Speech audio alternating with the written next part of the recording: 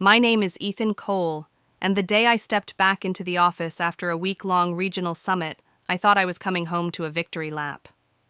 We had crushed every project deadline for the quarter, secured an extra $200,000 in training funds, and our department's metrics had never looked better.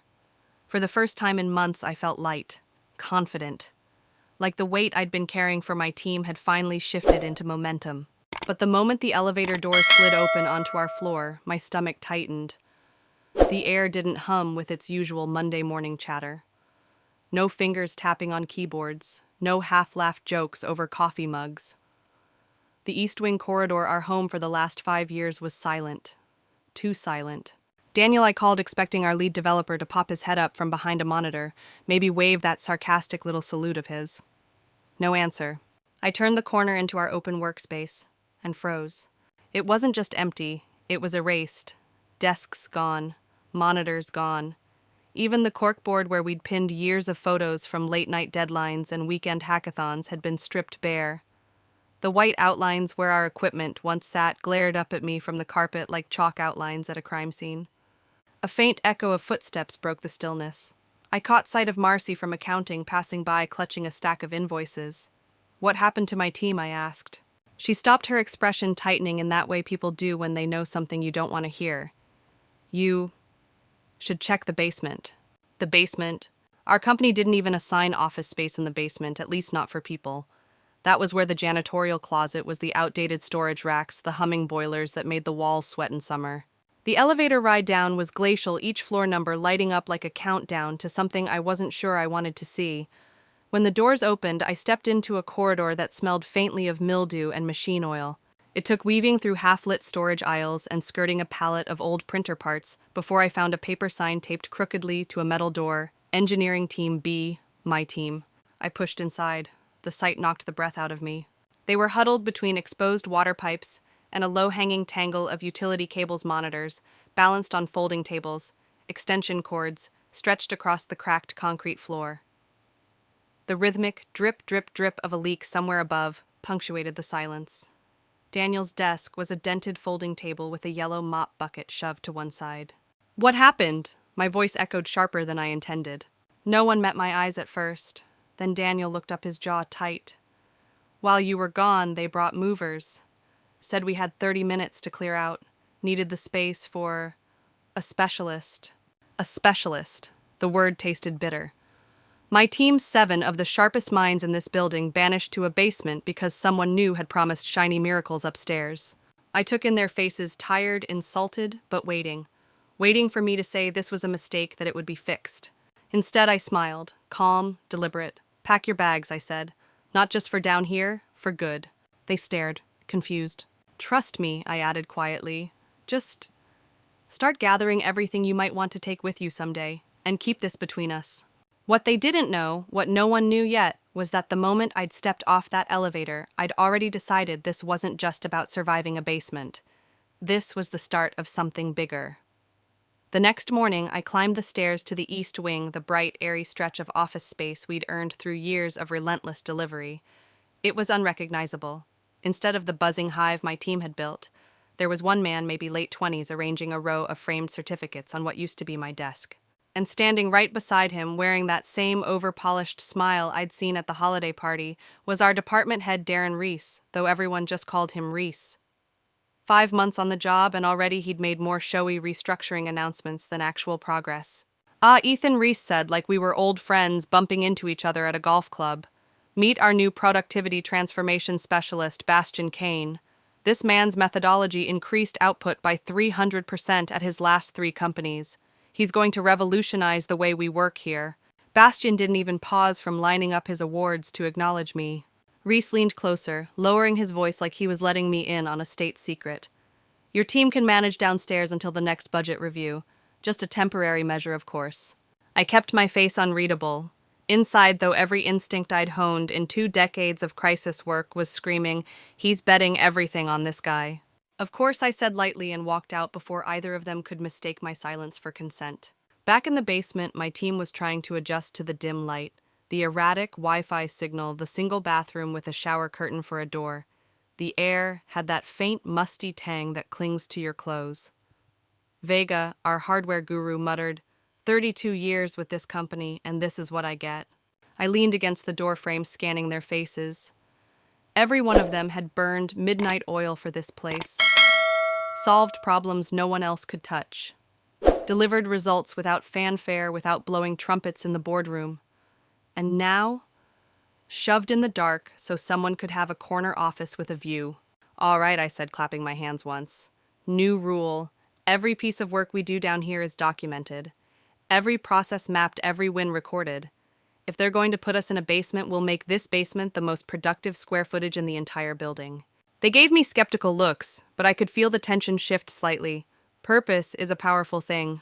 And because purpose without connection burns out fast, I decided to do something else. Bring our quiet fight into the light without giving away the game. I turned to Daniel and said with a half smile, before we go any further, where's everyone watching from today? Drop it in the comments below. And if you're new here, hit subscribe. You're going to want to see how this plays out. The words were casual but deliberate. I wasn't just talking to my team anymore. I was talking to our people.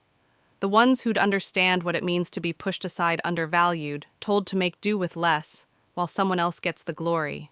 That's how you build a following. Quietly, steadily, like stacking bricks in the dark until one day there's a wall between you and the people trying to take you down. Later that day, Reese sent out a department-wide email titled, "Exciting Changes Ahead," with a stock photo of Bastian shaking hands with some grinning executives. My team didn't even look at it. I caught Daniel deleting it without opening, Vega shaking his head, Kyrie rolling her eyes. They didn't need me to tell them what was coming, they could feel it. And so could I. The move to the basement wasn't a temporary shuffle. It was the first step in phasing us out. But Reese had made a mistake. He thought removing us from sight would make us invisible. What he didn't understand was that distance doesn't diminish capability, it concentrates it. And the thing about a team like mine, once we decide we're fighting for something, we don't stop. Not when we're shoved into a basement. Not when someone waves shiny charts in our faces. Not even when the people in charge tell us we've been replaced. Especially not then. When the day ended, I stayed back after everyone else had gone, just listening to the hum of the building. The basement had its own sound pipes, ticking machines, groaning the faint whistle of air ducts.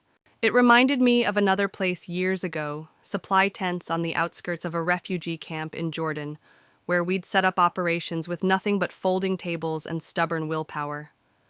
We'd turned scarcity into structure, chaos into control. And here we were again. The tools were different, but the mission was the same, protect my people no matter what it took. Because I knew something Reese and Bastian didn't. They might own the floor plans, but we owned the future. The next week, I made a point of arriving before anyone else. I wanted to see the basement, as it was empty still before my team's quiet energy filled it. The flickering fluorescent light overhead buzzed like a dying bee, casting uneven shadows on the cracked concrete. I set my coffee down on a folding chair and looked around. This wasn't just an insult, it was a message. They'd put us down here to forget about us. By 8:30, the others trickled in. Daniel first, shoulders tense, eyes scanning me for some sign that I had a plan. Vega followed, carrying his own office chair from home. He'd decided the wobbly folding one wasn't fit for a teenager's homework. Kyrie, Indranura, and Ren came last, quiet but watchful. When they were all there, I didn't start with an explanation. I started with a smile. All right, I said. We're not here to survive the basement. We're here to outlast it. They glanced at each other, unsure if I was joking. Which is why I continued, you're going to start packing. Kyrie frowned. Packing for what we just got moved in. Exactly, I said, keeping my voice even. You're going to pack for the day we don't work here anymore. Quietly. Take home anything personal. Back up anything important. Archive every project. And keep this conversation between us. Daniel leaned forward, brow furrowed. Are you saying we're leaving? I'm saying, I replied, that we prepare as if we might. I didn't tell them about the emails I'd already sent to an old friend who now ran engineering at a rival firm. Or the spreadsheet I'd started compiling, a living record of every successful project we'd delivered, every time Reese had dismissed our input, every resource Bastian had been given while we were denied basic equipment. Because this wasn't just about getting out. This was about making sure we had options. We got back to work. The hum of machinery from somewhere beyond the walls became our new soundtrack. Every so often, a drop of water would fall from the pipe above Daniel's desk and splash into a mop bucket. We adjusted without complaint. In some ways, I think the basement made us sharper. There was no room for distraction, No casual interruptions from passing coworkers. Just us, our code, and the quiet knowledge that the people upstairs thought they'd buried us. That afternoon, Ren lingered after the others had gone to lunch. "Ethan," she said, "I've been thinking. You don't seem angry. Not like the rest of us." "I'm angry," I told her, "but anger isn't a plan." She nodded slowly. "So you do have one?" I smiled, maybe. Later that day, Reese himself appeared in the basement doorway, his cologne hitting the air before his voice did. Settling in, he asked, glancing around like he'd never seen this part of the building before. "Making it work," I said. "Good," he replied, "because Bastion's already rolling out his first initiative. We'll need your team to implement the framework. I'll send over the details." The arrogance in his tone was almost comical, like he was doing us a favor. I didn't answer right away. I just met his gaze and let the silence do the work. Eventually, he shifted uncomfortably and left his shoes clicking down the hall. That night, after the others had gone home, I stayed behind again. I opened my laptop and pulled up a blank document titled Transition Plan. Not just for us to leave, but for what would happen after we did. I thought about all the times I'd told my team to be ready for sudden pivots, to keep their work in a state where it could be handed off without chaos. Those weren't just technical best practices, they were survival tactics. And if Reese thought he could keep pushing us down without consequence, he was going to learn otherwise. I shut my laptop, stood, and looked around the dimly lit basement. In a way, it reminded me of the makeshift operations centers I'd run in the field, places nobody expected great things to happen, but where they happened anyway. The basement wasn't our end. It was our staging ground. When you lead a team through long nights, impossible deadlines, and problems no one else wants to touch, you stop seeing them as a list of job titles. You see them as people, each with their own quirks, scars, and flashes of brilliance that make the whole greater than the sum of its parts. If you're going to understand why I fought for them, you need to know who they are. Daniel, my lead developer, was the first person I hired when I joined the company. On paper, he was a risk brilliant with complex architectures, but blunt to the point of being abrasive. Other managers saw that as a liability.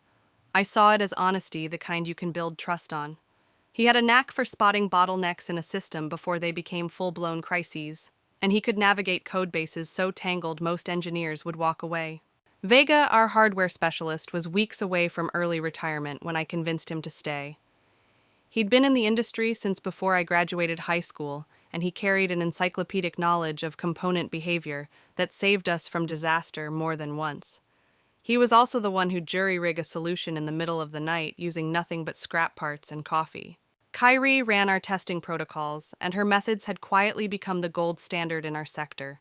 She had this uncanny ability to break things in exactly the right way so we could build them stronger. I used to joke that she could find a flaw in a diamond. Indra was our security expert, the quiet presence who made sure every line of code we deployed was airtight. She'd once designed a firewall for a hospital network that repelled an international hacking attempt. She didn't talk much in meetings, but when she did, everyone listened. Nora was our translator, fluent not just in 3 languages, but in the language of executives, clients, and engineers. She could take a string of jargon and make it sound like poetry to a boardroom, then turn around and tell a junior coder exactly what needed to be done in plain English. Ren was the youngest, fresh out of college, and she had an instinct for elegant solutions that made seasoned engineers stop and take notes. She was also the most impatient with bureaucracy, something I both admired and had to manage carefully. And then there was Dax, the quietest of us all. He spoke 5 programming languages fluently, but stumbled over small talk. He preferred to work with his headphones on, but every time we hit a dead end, he'd quietly slide his chair over, point at the screen, and solve it in minutes. They weren't the flashiest team in the company, but they were the ones you called when the clock was ticking, and failure wasn't an option. And for 8 years, we delivered. No one had to babysit us. No one had to light a fire under us. We were the fire. That's why this basement exile stung so badly. Reese didn't just relocate a group of employees, he buried the beating heart of the department. That week, as we adjusted to our new workspace, I made a point of checking in with each of them individually. Not to commiserate, but to take their temperature, see who was burning to fight, who was ready to bolt, and who needed time to process. Daniel was simmering with controlled anger, the kind that sharpens focus. Vega masked his frustration with sarcasm, but I could see the way his hands clenched when the Wi-Fi lagged. Kyrie was all business, but her clipped tone told me she was one meeting away from saying something she couldn't take back. Indra had gone quieter than usual, a bad sign. Noura kept her smile for the rest of the team, but her eyes told me she was calculating every possible outcome. Ren was the most restless already, drafting a resignation letter she hadn't sent yet. And Dax. Dax just worked, but I noticed he was backing up every project to an external drive. By Friday, I'd made my decision. Whatever came next, they wouldn't find out from an email or a rumor. I gathered them at the far end of the basement where the hum of the HVAC would cover our voices. We're not going to wait for someone upstairs to remember we exist, I told them. We're going to write our own next chapter. That means preparing for every possibility, staying sharp here but keeping our eyes on the horizon. Ren asked the question hanging in the air. Does that mean we're leaving? It means, I said carefully, we're going to be ready when the moment comes. And when it does, we move together. They didn't cheer. They didn't high-five. But something shifted in that moment. The defeat that had been hanging in the air all week gave way to something else. Resolvi. The basement was still cold, the ceiling still leaked, and the hum of the machines still filled the air. But now, when I looked around at my team, I didn't see a group trapped underground. I saw a unit in formation waiting for the signal. The following Monday, Reese summoned the entire department to the glass-walled conference room upstairs. The irony wasn't lost on me, inviting us up from the basement just to listen to him hold court. He stood at the head of the table, grinning like he'd just closed a billion-dollar deal. Beside him, Bastian sat with his laptop open, the glow from the screen reflecting off the polished frames of his designer glasses. Team Reese began. We are at the dawn of a new era. Bastian's productivity framework is going to transform not just our department, but the way this company operates. He clicked the remote, and a slide deck appeared on the wall, stock images of busy people with coffee cups, colorful flowcharts, and words like synergy, agility, and paradigm shift plastered in bold fonts. I watched my team from the far end of the table. Daniel's jaw tightened. Kyrie tapped her pen in rapid staccato. Ren crossed her arms so tightly her knuckles whitened. Bastian spoke next, his tone dripping with confidence. This methodology increased output by 300% at my last company. We'll start by restructuring workflows, reallocating key resources, and repurposing underutilized teams to support high-value initiatives. There it was polished corporate speak for pushing us further to the margins. I caught Vega's eye. He didn't need to say what we were both thinking. This wasn't about improvement. It was about optics. As the meeting wrapped, Reese beamed. Questions. I raised my hand. Have you considered the risk of reallocating resources from teams with proven delivery records? Reese's smile didn't falter, but his eyes hardened.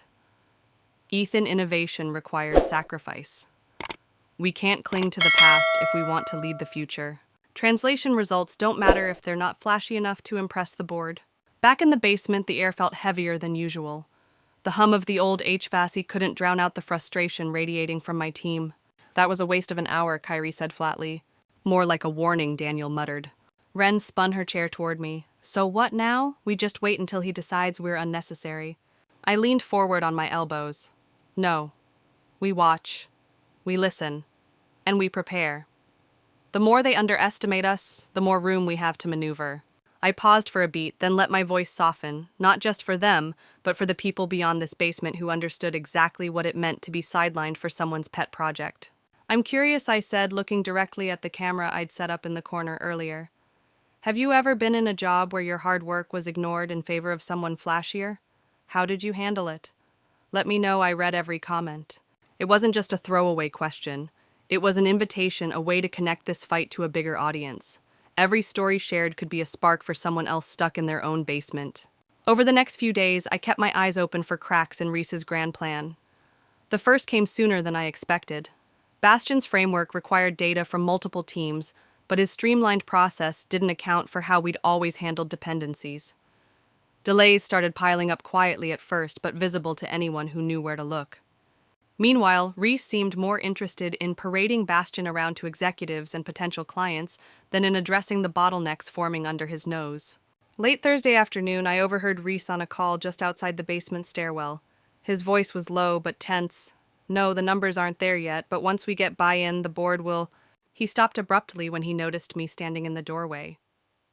Ethan, he said, forcing a smile, was just talking about how your team's adaptability is going to be key to making this transition smooth. I nodded politely, happy to support the company's goals. But inside, I was cataloging every word, every sign that the shiny facade was starting to crack. By Friday, the mood in the basement had shifted from frustration to something sharper. My team had picked up on the delays, the missed targets, the quiet grumbling from other departments. Feels like a storm's coming, Vega remarked as we wrapped up for the week. Good, I said. Storms clear the air. And I meant it. Because while Reese and Bastian were busy selling the idea of transformation upstairs, we were building the reality of it down here, one quiet, deliberate move at a time. By the following week, the basement had become more than just a workspace. It was a war room. Not the kind with loud declarations and sweeping maps, but the kind where every move is whispered, every piece of information cataloged, every plan drafted with the patience of a chess player. I'd spent the weekend combing through old contacts, people I hadn't spoken to in years, but who remembered the nights we'd pulled off impossible deliverables together. That's when I reached out to Carla Hayes. We'd worked side by side a decade ago on a multi-million-dollar system rollout that should have failed spectacularly. It didn't because Carla and I refused to let it. Now she was the VP of engineering at a fast-growing firm across the city. I didn't lead with complaints. I led with numbers, our delivery record, our retention rates, the cost savings we'd generated. Carla didn't need convincing. She just said, if you ever want to build something from scratch, I'll make the space. I didn't commit. Not yet. But I kept her number at the top of my call list. Down in the basement, my team was getting used to my new obsession with documentation. Every task logged, every process mapped, every roadblock noted, because I knew the day would come when we'd need to show, not tell the story of our value. Daniel grumbled about it at first, muttering something about busy work. But when I reminded him of the time we'd been blindsided by an external audit and saved ourselves with meticulous records, he understood. Vega was already halfway on board. He'd been documenting his hardware fixes for years, mostly to prove to procurement that yes, he really had saved them thousands by refurbishing parts instead of ordering new ones. Late Tuesday afternoon, as I was reviewing Kyrie's latest testing logs, I caught the sound of footsteps on the stairs. Reese never came down here unannounced. It was beneath him in more ways than one. But today, it wasn't Reese. It was Bastian. He stood in the doorway, trying to look casual but not pulling it off. Need some of your performance metrics, he said, glancing at my laptop. Which ones? I asked, my tone deliberately neutral. All of them, he replied with that polished grin. We're consolidating reports for the board. I slid my chair back. Funny. Reese already has access to all of that through the project management system. Bastian's smile flickered for just a second. It's just easier if I get it directly. I held his gaze a beat too long before saying, then send the request through Reese and we'll prioritize it. He left without another word. The second the door shut, Ren leaned over from her desk. That was weird. It was, I agreed. But inside, I was filing that moment away. If Bastian was fishing for numbers himself, he either didn't trust Reese to give him what he wanted, or he was trying to spin the data before it reached the board. Either way, it meant leverage. That night, after everyone left, I picked up my phone and called Carla again. What's your timeline? I asked. She didn't hesitate. If you can give me 2 weeks' notice, I'll have the budget signed for an entire division. You bring your team, I'll bring the resources.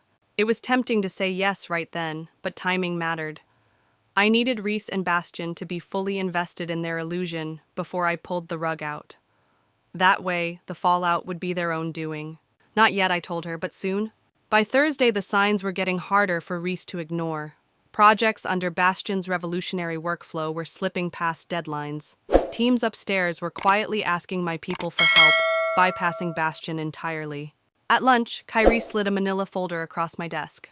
Inside were screenshots, email chains, and ticket logs showing exactly how many deliverables my team had rescued in the last month, most without credit. This is everything you asked for, she said. What's it for? I closed the folder and met her eyes. Insurance. The truth was, I wasn't just planning an exit anymore. I was building a case, a watertight, undeniable record that would make it clear to any executive board member or potential employer exactly where the real value lay. Because when the day came, I didn't just want us to leave. I wanted them to understand why. And I wanted them to remember it. It happened on a Wednesday morning, a day so ordinary at first. It almost lulled me into thinking we had more time. I was halfway through my second cup of coffee when an email pinged from Reese. All department leads to the main conference room at 10 a.m. sharp.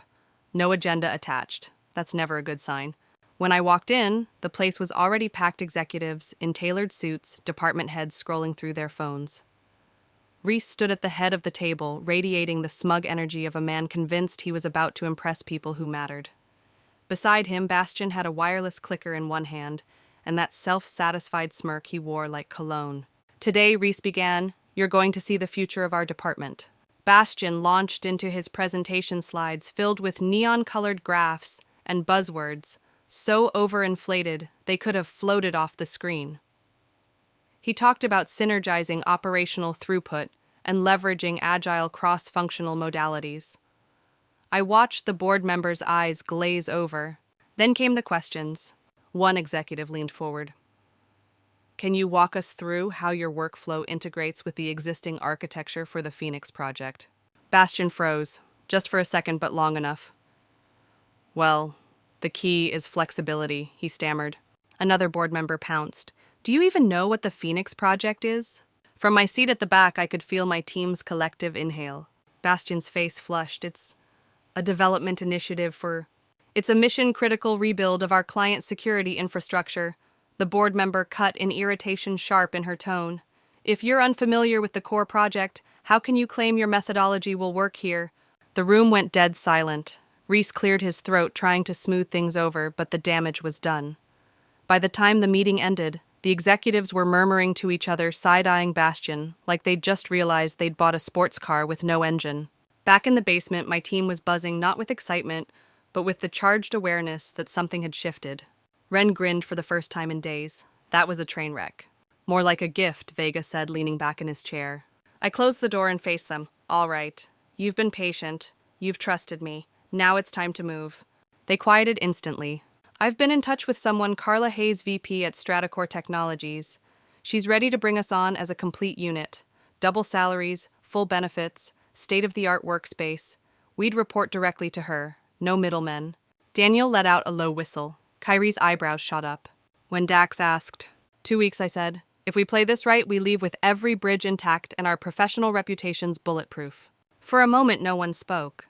Then Vega chuckled. "And here I thought you were just collecting documentation because you like paperwork."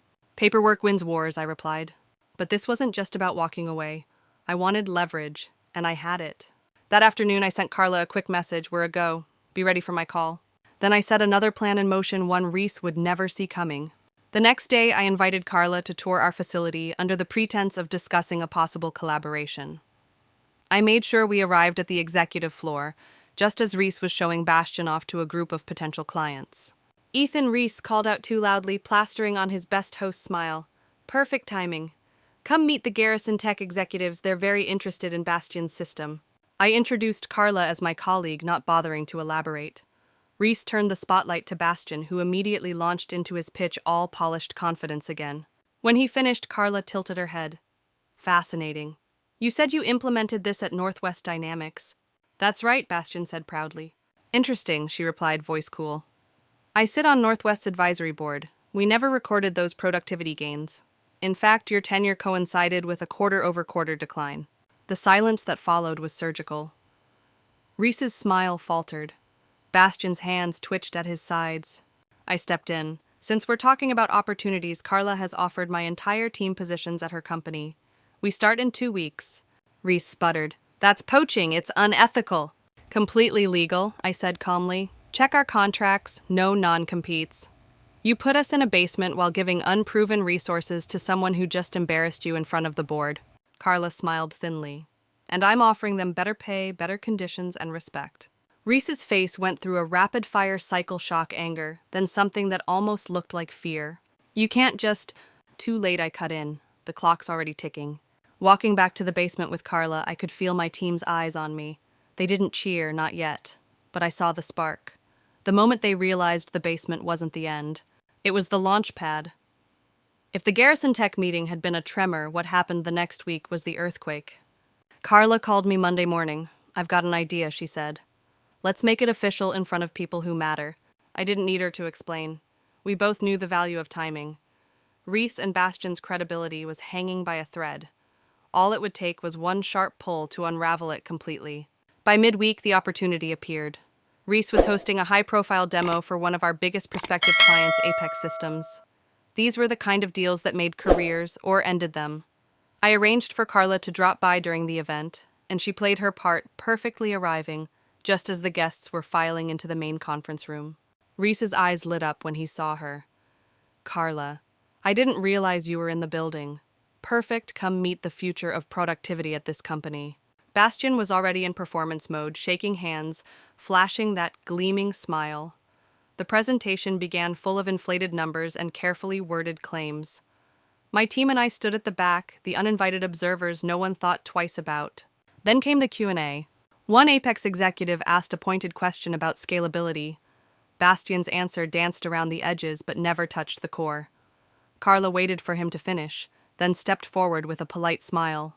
"I'm intrigued," she said, her voice carrying just enough to quiet the room. "Especially since you claim these results at Northwest Dynamics. But as a member of their advisory board, I can't recall such a leap in productivity. In fact, the record shows a marked decline during your tenure." The air went still. Bastian's smile cracked. Reese glanced at him, then at Carla, his eyes darting like a man looking for an exit. Carla turned to the Apex delegation. "My company values transparency. That's why we've just hired Ethan Cole and his entire engineering team. They're responsible for over 70% of this department's deliverables last year alone. We believe their record speaks for itself." The reaction was immediate. Apex's lead rep exchanged a look with his colleagues that said, "This meeting is over." One by one, they began packing up their materials. Reese tried to salvage it. "Hold on, these positions aren't finalized. We're in discussions." I stepped forward. "They are finalized. Contracts signed. Start dates confirmed." The Apex team left without shaking Reese's hand. Carla gave me a small nod and walked out after them. Back in the basement, the energy was electric. Ren nearly bounced out of her chair. "Did you see his face? He looked like someone unplugged him." Daniel grinned. That's one way to describe it. I let them enjoy the moment, but I didn't let it turn into gloating. "All right, listen. This isn't just about humiliating him. It's about making sure we leave on our terms with every detail buttoned up and every bridge intact where it matters." Kyrie raised an eyebrow. "You think Reese deserves a bridge?" "No," I said simply, "but the board does, and the board will remember how we handled this." That night, as I walked to my car, my phone buzzed. A text from Reese. "We need to talk. Name your terms." I didn't reply. Not yet. Because there was still one more card I wanted to play, and it wasn't for Reese's benefit. I knew that tomorrow the whispers would reach the boardroom. The basement move, the failed presentation, the client walkout, it would all connect.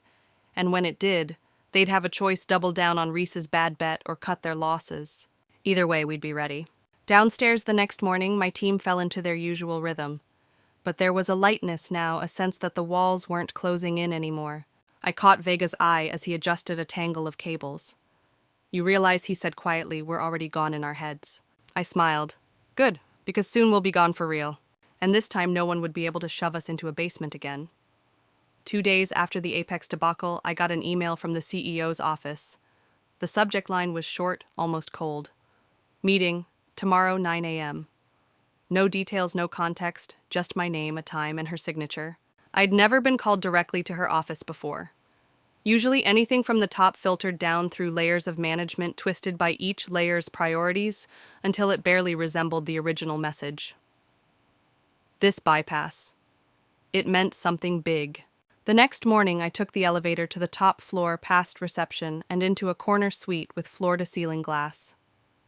Evelyn Shaw was behind her desk, reading glasses perched low on her nose, a folder open in front of her. "Ethan," she said, gesturing to the chair opposite. "I've been reviewing your team's contributions over the last 5 years. She tapped the folder. "Impressive. Consistently over-delivering with minimal resources." "Thank you," I replied, careful to keep my tone neutral. She leaned back. "Which is why I don't want to lose you. Or them." That caught me off guard. "I'm not sure that's a decision you can make at this point." "It is if I change the terms," she countered. "I want your team reporting directly to me. New department, full autonomy, whatever resources you need. And yes, better compensation than Carla's offer." It was exactly what I'd dreamed of for them before Reese arrived. The power to work without interference. The recognition they deserved. But there was a part of me that couldn't ignore the timing. Why now, I asked. Why not 6 months ago? Politics, she admitted without hesitation. The board wanted to give Reese a chance to implement his vision. I was outvoted. But after what happened with Apex... She let the sentence trail off. I studied her face. Was this genuine respect or just damage control? I need to discuss this with my team, I said finally. Of course, she agreed. But I need an answer by end of day tomorrow. The board meets in the morning. Back in the basement, I laid it all out for my team, every detail of Evelyn's proposal, every unspoken implication. The room was silent for a long moment. She's trying to save face, Vega said. Or she's finally seeing our value, Kyrie countered. Ren's brow furrowed. What about Carla? We gave her our word. Contracts have exit clauses, I reminded her. We could pivot if we decided this was the better option. Dax, who had been quiet, finally spoke. This isn't about contracts, it's about trust. Do we trust them not to shove us back in the basement when the politics change again? The question hung in the air. I took a deep breath. Here's what I'm thinking, we don't choose one. We split the team. Half here, half with Carla. We maintain ties with both companies, share information, and make sure no one ever has total control over our future again. There was a beat of stunned silence, then a slow smile from Daniel. That's actually brilliant. It's more than brilliant, Kyrie said. It's bulletproof. We spent the next hour mapping who would go, where, how we'd coordinate, and what kind of collaboration agreements we'd need in place. As the discussion wound down, I caught myself smiling not just at the plan, but at the people around me. They'd been shoved into a basement, written off, underestimated. And here they were, building a future no one else could have imagined. I stood glancing around the room. All right, I'm going to talk to Evelyn, then I'll call Carla. Let's see if we can make this official before tomorrow's board meeting. And here's the thing, this is where the story gets messy. The kind of messy you don't want to miss. Because when you try to outplay two powerful people at the same time, you have to be prepared for the fact that one of them might see it coming. The moment I left that meeting with Evelyn, I knew I had less than 24 hours to turn an idea into a signed arrangement. Splitting the team wasn't just about leverage, it was about survival. If either company tried to pull the rug out from under us, the other side would keep us standing. I started with Carla. She answered on the first ring. Tell me you have good news. I have complicated news, I said. Half the team is still coming to you. The other half will stay here under new leadership reporting directly to the CEO. But here's the kicker. Both sides will collaborate on select projects, sharing resources and information. There was a pause. You're suggesting an intercompany alliance, she said slowly, with shared staff and coordinated deliverables. That's unprecedented. Exactly, I replied, which means if we pull it off, we're not just employees. We're the architects of a model no one's ever seen before. She laughed, a short, sharp sound. You realize the board will hate it. They'll get over it when they see the results, I said. Next, I called Evelyn. She didn't sound surprised when I laid out the same proposal. So I keep half your team. Carla gets the other half, and you act as the bridge between the two. That's the deal I confirmed. Mutual benefit. Shared wins. Neither side gets full control, but both sides get more capability than they'd have alone. And you think Carla will agree to this? She already has, I said, letting the confidence carry through the line. There was a beat of silence. Then send me the list of who stays and who goes. I'll have my legal team draft the agreement tonight. Back in the basement, I laid out the plan for the others. Daniel and Kyrie would stay with me at headquarters, leading high-priority internal projects. Vega, Nura, Indra, and Ren would go with Carla, building out the new division from the ground up. Dax would split his time between both, rotating quarterly to maintain technical continuity. It's going to feel strange, I admitted. We've worked side by side for years. But this isn't a goodbye, it's an expansion. Vega grinned. And if either company starts playing games? We close ranks, Kyrie finished for him. That night, I drafted the joint proposal, 2 mirror contracts each, laying out the shared project framework, IP agreements, and reporting structures. I sent copies to both Evelyn and Carla before midnight. By sunrise, both had signed. The next morning, I stood in the basement doorway, looking at the people who had been through hell with me. The cracked walls, the exposed pipes, the hum of machinery. It all looked different now. Not like a prison, but like the starting line of something new. 2 days, I said. That's how long we have to wrap things up here before we announce the transition. That means clean code, clear documentation, and no loose ends. We leave nothing for Reese to spin. Daniel smirked. So business as usual. Exactly, I said. That afternoon, I met with Evelyn in her office to finalize the rollout plan. She wanted to delay the announcement until after the board meeting. I pushed back. Every day we wait is a day Reese has to poison the well, I told her. We go public with this right after the board signs off. No leaks, no rumors, just a fully formed plan on the table. She studied me for a long moment, then nodded. You're right, let's make it happen. Walking back to the basement, I felt the shift in my own steps. For months, I'd been reacting, adapting to each blow, each insult, each attempt to push us out. Now I was the one setting the pace. We weren't just leaving the basement. We were rewriting the rules for everyone who came after us. The board meeting was scheduled for 8 a.m. sharp, but by 7:30 I was already in the waiting area outside the glass-walled conference room. The place smelled faintly of fresh coffee, and nerves my own included. This wasn't just about signing off on an unusual arrangement. It was about proving in front of the highest authority in the company that the people in the basement had been the real engine all along. Evelyn arrived first, wearing her usual navy suit and carrying a leather portfolio. Carla's on her way, she said quietly as she passed me. Let's get through the formalities and lock this down. When the meeting began, Reese was there too, sitting 2 seats from the head of the table. He looked like a man who hadn't slept in days. I noticed the stack of papers in front of him, probably his last-ditch attempt to keep the board from greenlighting my plan. Evelyn opened with the facts. Over the last fiscal year, Ethan Cole's team has delivered 72% of this department's successful projects while operating with the smallest budget allocation and least physical resources. She let the silence after that statistic hang, and I could see a few board members shift in their seats. Then she slid the proposal forward. Effective immediately, we will restructure. Half of Mr. Cole's team will remain in-house, reporting directly to me. The other half will join Stratacore Technologies under Ms. Hayes. Both groups will operate in coordinated partnership with Mr. Cole, acting as a shared strategic advisor to ensure project alignment and knowledge transfer. Carla, who had slipped in quietly moments earlier, nodded in agreement. We've already drafted the joint operations framework, she added. Legal on both sides has approved the language. Reese tried to interrupt. This is highly irregular. Splitting a team between competitors creates obvious conflicts of interest. Carla cut him off with surgical precision. Only if there's competition for the same contracts, which there isn't. Stratacore operates in a separate vertical, and frankly, Reese, the results speak for themselves.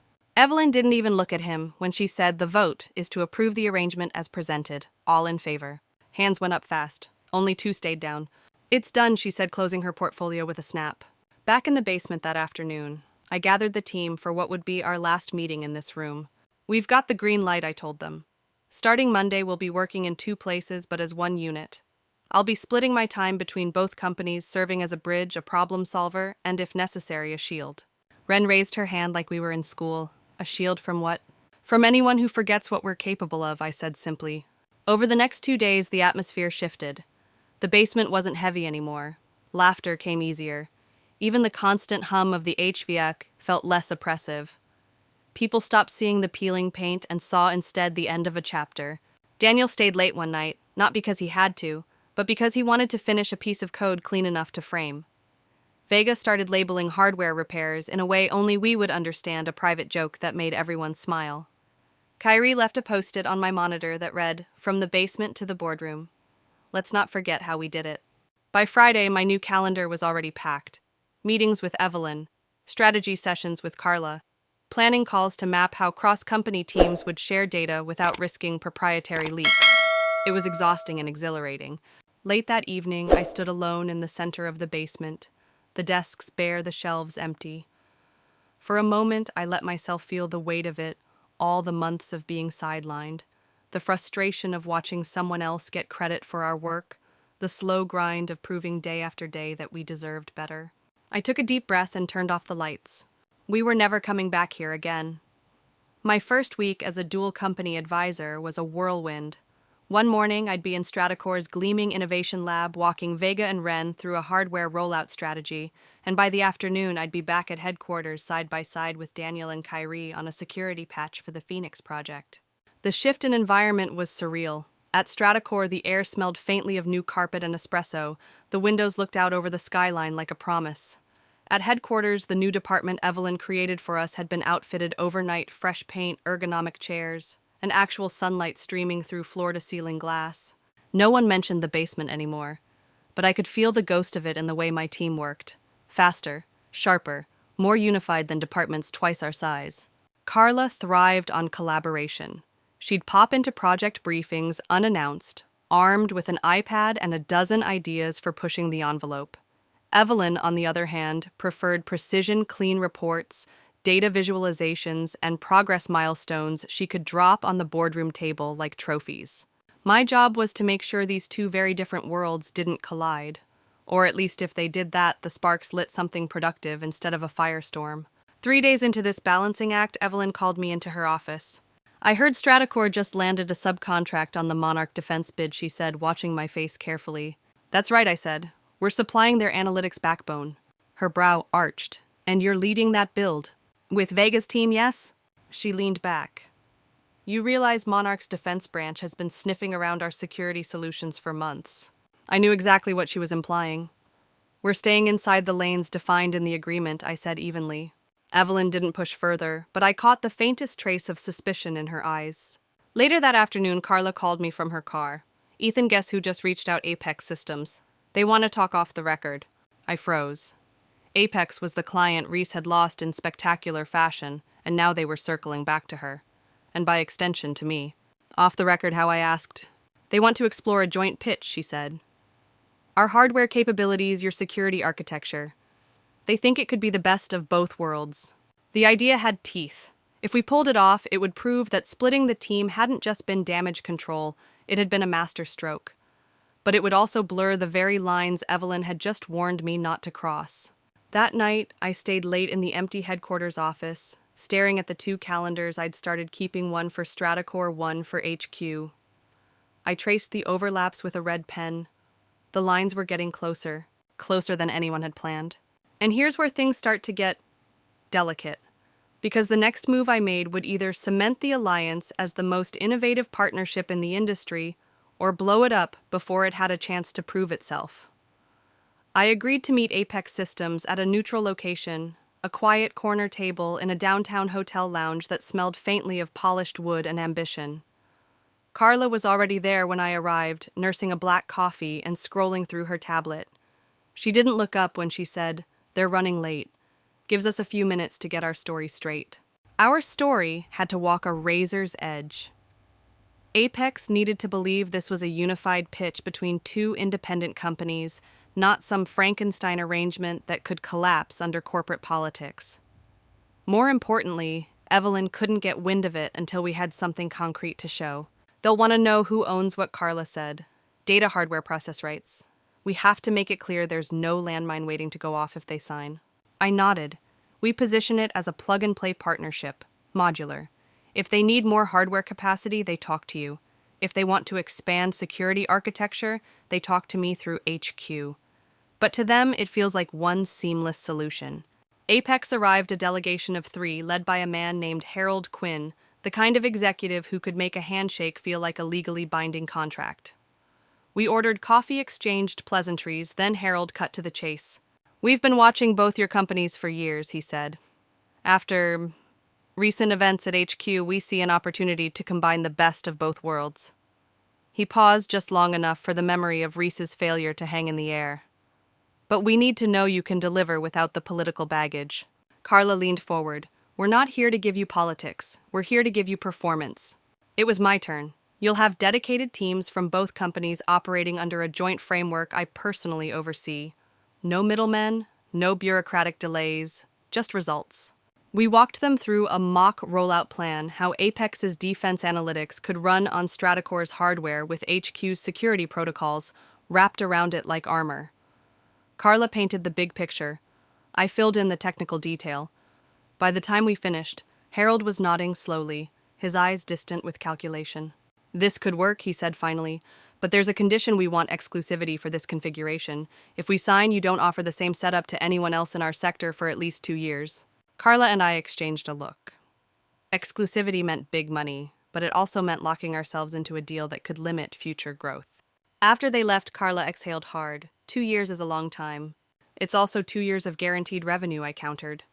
And the kind of case study that can open doors we didn't even know existed. She studied me. "You think Evelyn will go for it?" I hesitated. "She'll fight it. She'll say it ties her hands, which is why we don't take it to her until we've got Apex's terms in writing." Carla smirked. "So we're playing this quiet." "Exactly," I said. "Quiet until it's undeniable. That night, I typed up a provisional agreement for Apex, a non-binding outline that hit all their key points while giving us room to negotiate. I sent it to Carla for review before midnight. The next morning, my phone buzzed with her reply. Looks good. They're already setting a follow-up meeting. Let's keep HQ out of this for now. And that's when I realized we weren't just walking a fine line anymore. We were dancing on it, and the music was about to change. By the time the second meeting with Apex rolled around, things were moving faster than I'd planned. Carla and I met them in a private conference suite, no hotel lounge this time. They'd brought in 2 more decision-makers, both with the kind of quiet authority that said we sign contracts worth more than most people's lifetimes. Harold got right to it. We like the framework, we like the modularity, and we like that you're willing to keep this exclusive. He slid a printed term sheet across the table. This is our counter. If you can deliver on all points, we can have a preliminary MOU ready within 10 days. Carla scanned the document, then passed it to me. It was bold, aggressive deadlines, steep performance bonuses, and penalties if we missed even one milestone. But the upside. The revenue projection for year 1 alone was more than double what either company could hope to land solo. I set the paper down slowly. If we take this, there's no easing into it. We'll be on the hook from day 1. Harold didn't flinch. We don't ease into anything, Mr. Cole. We either win or we walk away. We left the meeting with a verbal agreement in principle, our next steps clearly defined. On the elevator ride down, Carla's voice was low but sharp. We need to lock down our internal teams before this leaks. If Evelyn hears too soon, she'll pull the plug, I finished, I know. But the problem was Evelyn was already circling. That afternoon back at HQ, she called me into her office. There was no polite small talk this time. I've been hearing things she said, her hands folded on the desk. About meetings with Apex. Meetings I wasn't informed about. I kept my expression neutral. Apex reached out to Stratacore. I was looped in to answer technical questions. It wasn't an HQ pitch. Her eyes narrowed. You're not just an HQ asset anymore, Ethan. You're a strategic advisor. That means full transparency. I'll keep that in mind, I said, which wasn't a lie but wasn't a promise either. She didn't look convinced. If I find out you're structuring deals that cut us out, the board will hear about it. I walked out of her office with the faint taste of copper in my mouth, the taste you get when adrenaline spikes, but you have to keep your face calm. Downstairs, I gathered Daniel and Kyrie. We need to accelerate prep for the Monarch bid modules, I told them. Doesn't matter if the official request hasn't come in yet, we build like it has. Daniel frowned. This is about Apex, isn't it? I didn't answer directly. It's about being ready for anything. The next day, Carla called with a warning. I think Evelyn's fishing. Someone from HQ reached out to Vega asking for project specs on our current hardware upgrades. That's too coincidental. It was clear Evelyn was trying to piece together our play before we could present it. That night, staring at my dual calendars again, I realized the line I'd been walking was about to snap.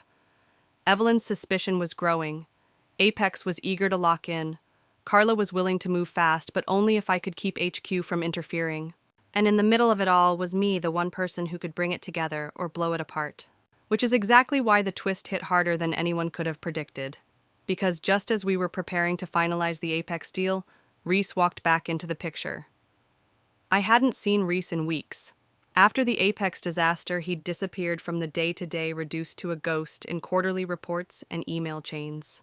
So when I walked into the 18th floor strategy lounge for what was supposed to be a routine progress review and found him leaning casually against the window, it felt like the temperature in the room dropped 10 degrees. Ethan, he said, that familiar drawl coating my name like syrup. Looks like you've been busy. I kept my tone level, just keeping the wheels turning. He smiled, but it didn't touch his eyes. Oh, I think you've been doing more than that. Carla, Apex, dual reporting lines. Bold moves for a guy who used to work out of a basement. Evelyn was there too, seated at the head of the table. Her expression was unreadable. Reese requested to sit in today. He says he has relevant updates. Reese walked to the center of the room like it was a stage. Apex reached out to me last week, he said. They wanted clarification on something. See, they heard there was an exclusive hardware security partnership in the works, and they wanted to know how HQ factored in. Carla's name wasn't mentioned, but the implication hung in the air. Evelyn's gaze slid to me. They shouldn't have been talking to you, I said, keeping my voice even. Reese shrugged. Old contacts. Can't help it if people still value my input. Then he dropped the real grenade. I told them HQ would be happy to run the entire package in-house. that we have the talent and resources to do it better than a split operation. And they seemed interested. The room went quiet. Evelyn's eyes stayed locked on mine. Is this true? Is there an exclusive deal on the table? I didn't flinch. There are discussions, with both Stratacore and HQ involved. The framework was always designed to be cooperative, not competitive. Reese smirked. Sounds like you've been playing both sides. That can be risky. I turned to Evelyn. What's risky is letting someone who already lost Apex once try to pitch them again. We have a shot at delivering something they can't get anywhere else, but only if we keep the structure intact. Carla's voice came through on speakerphone. She'd been looped into the meeting after things turned tense. Evelyn, you know as well as I do that Reese doesn't have the trust to land this. You want Apex to sign, you keep Ethan in charge of the integration. Period. Reese's jaw tightened. Funny coming from someone who stands to make millions off this deal. And HQ doesn't, Carla shot back. The meeting ended without a resolution, but the damage was done. Evelyn was now forced to choose throw her weight behind me and Carla, or gamble on Reese's sudden reappearance. As I walked out, Reese leaned in close enough that only I could hear. You think you've outplayed me, but you've just given me your playbook. And I've still got friends in high places. That night I sat alone in my office staring at the skyline. Every instinct told me Reese wasn't bluffing. He was working an angle, one that could pull the rug out from under everything we'd built. The Apex deal wasn't just about money anymore. It was about survival. If Reese managed to sway them, our whole dual company structure could crumble overnight. Which is why the next move had to be the boldest one yet, the kind of move you only make when you know there's no going back.